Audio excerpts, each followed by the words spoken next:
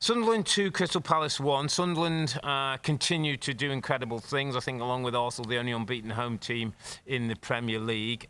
Again, this was more about what was said as much as how the game was played. Pino gets Crystal Palace ahead. Lafay gets an equaliser, and then Robbie comes up with another big moment for Sunderland. Great scenes again. Good win for Sunderland.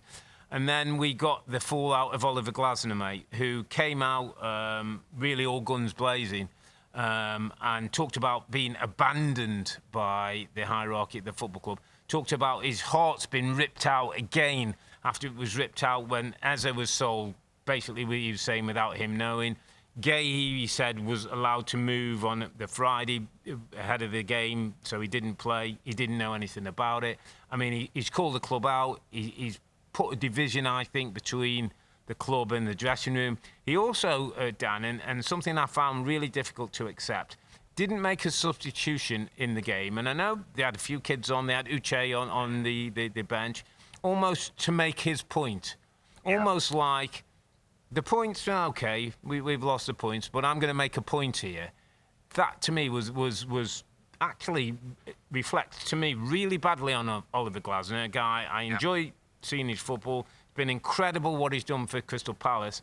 I think it's a bad look and a trait for him that might hurt him going down the track, because if you're Man United, if you're one of these so-called bigger clubs, and maybe these German clubs and Spanish clubs looking at him, is that the way you want your guy to behave when things aren't going well?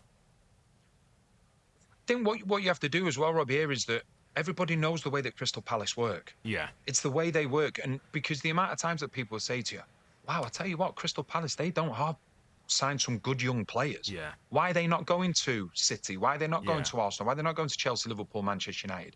There's a reasoning behind it. Palace have done it. They did it with Elise. They did it with Eze. Yeah. They did it with Gahey, where they probably had other options. But what they turn around to the player is, listen, you're going to come to this club. We're going to look after you financially. Yeah. You're going to make the team better. We're going to make you better. And then we're going to sell you on. And then you'll go and play in the Champions League.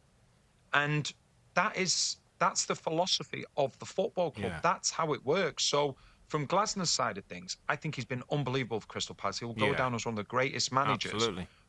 But him coming out and saying what he's said now, that's what's happened. You know as well as me, that's what's happened at Crystal Palace for years. That's why they get good young players, because there's the promise that we're going to sell you on. Yeah. I thought Tim made a really good point that you know, you could probably look at Brighton as being the example of a not too dissimilar thing, where at times they've changed managers. You know, they get Potter in, Potter goes, they get De Zerbi in, De Zerbi goes, they get Hertzler in now. Player-wise, you know, Caicedo's in, he's gone. Cucurella's in, he's gone. Trossard was in, he's gone. Others have all gone for huge money. And the club find the next group of players, find the way forward, and continue to move forward. I just felt Bournemouth's similar. Yeah, Bournemouth is very much a similar model. We're seeing this in Brentford. Again, would be another great example with Keith Andrews going into that football club. So it's interesting that Steve Parish and the board have come out and said that at this stage they're keeping Glasner in charge, which might be something a bit of a gamble. You know, what's he going to do in this next 6 months between now and the end of the season? There's talk Matata may want out. Wharton, I'm sure, is going to sit there and think, they're saying maybe the place for me if this is what's happening. Obviously, we know Glasner's going to leave at the end of the season. Do you see him buckling down and getting on the job, or do you think, like many, that eventually this is going to blow up? I think as an individually, I think Glasner will be looking at it and thinking, how does it affect his standing? Where he is? Yes. Yeah. How does it affect his standards in terms of going forward? But what I would say to him, and it's like, and I know Crystal Palace fans don't want to hear it, they want to be able to go out and buy good players and keep those best players. Yeah. But if you're Glasner, so let's put it this way, Crystal Palace took a chance on Glasner. They brought Glasner in, he's done really well. Is his stock higher now than when he joined Crystal Palace? Absolutely. By a million miles. So therefore, what you have to do, he has to look at it and go, oh, what they do with players, they potentially do with managers as well.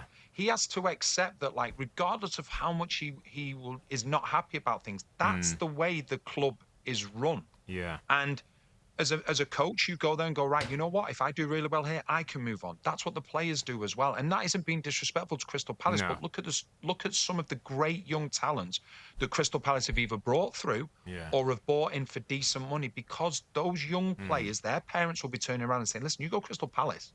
Look at the examples of all these players. You can go there, you can earn good money, but you know what? You're going to get a move to a Champions League team. And if you want to be a club that's run like that, everybody has to be on board. And I think Glasner will have been on board at first, but I hope that was just a little bit of frustration from him. Saying, seems like he's gone a bit rogue, and I don't know. He's been a bit bitter. Obviously, the defeat to Macclesfield didn't help, losing to a non-league team when you're holders. But we'll see how that one plays out. I think there's plenty more to come in that Glasner and Crystal Palace. And the only thing I would say, just in closing, such a shame for those great days that this football club have had it in recent years, and that FA Cup final will never be taken away, and people will forever remember their history. But just tainted, I think, a little bit by what we're seeing right now. Hi there, I'm Rebecca Lowe, studio host of NBC's coverage of the Premier League. Don't forget to hit subscribe to watch more videos all season long, and for even more Premier League content, from original series to live matches, head over to Peacock.